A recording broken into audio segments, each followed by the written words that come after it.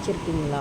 நான் இந்த மாதிரி ஆசையாக உண்டி வாங்கிட்டு சரி கடன் கொடுக்கலான்னு கொஞ்சம் கொஞ்சமாக சேர்த்து வச்சா லாஸ்ட்டில் என்ன நடக்கும் சொல்லுங்கள்?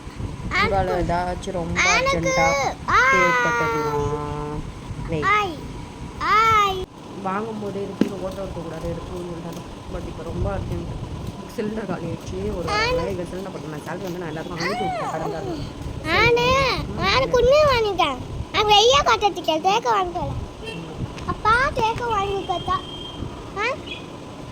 வாங்கி கொடுக்க மாட்டேன்னு சொல்லாத. உனக்கு சின்ன வயசுல பைக்ல இருந்து எல்லாம் வாங்கி கொடுத்து வச்சுனாங்க. வாங்கி கொடுத்தோம்ல, ஒருத்தங்களுக்கு அதுவும் இல்லைல்ல. பார்த்தல எல்லாரும் எப்படி கையேந்தாங்க உன்ன மாதிரி குட்டி பசங்க. அவங்க அம்மா எப்படி பண்ண வச்சுருக்காங்க? சாப்பிட்றதுக்கு ஒரு நேரம் கையேந்துறாங்கல்ல, ஏந்துறாங்களா இல்லையா? நீ சாப்பிட்றல நல்லா தானே சாப்பிட்ற. அப்புறம் என்ன? அப்புறம் என்னென்ன அன்னைக்கே சொல்லியிருக்கேன் அவன்கிட்ட, நம்மளோட கீழே உள்ளவங்கள பாருன்னு. என்றைக்குமே காசு இருக்குன்னு யாரையும் இது பண்ணக்கூடாது. அம்மாலாம் நிறைய பார்த்துட்டேன் வாழ்க்கையில். மதிக்க கற்றுக்கிட்டா வாழ்க்கை நல்லாயிருக்கும். நினச்சிக்கோ, காசு இல்லைன்னா கூட வாழ தெரியணும், அதான் வாழ்க்கை.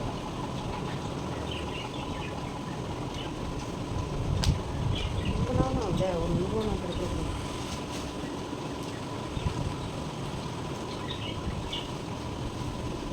மெதுவாக எடுக்கணும், இல்லைன்னா கிழிஞ்சிரும்.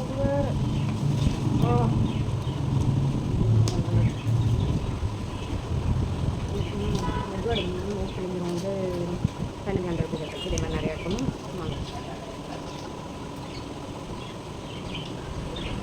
யாருக்காச்சும் எக்ஸ்பீரியன்ஸ் இருக்கா?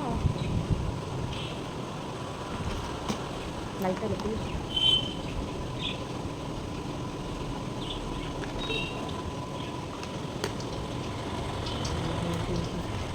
ரொம்ப வேகமாக ப்ரெஸ் பண்ணணும்னா அந்த மாதிரி கிழிஞ்சு.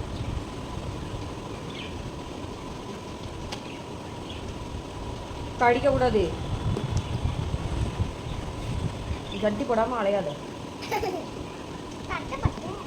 பேக் பழக்கம் கட்ட போட்டால் கட்டியாக இருக்குடுவான்.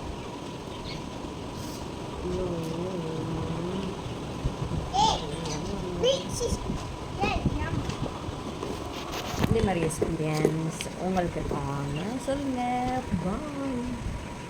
பாய்.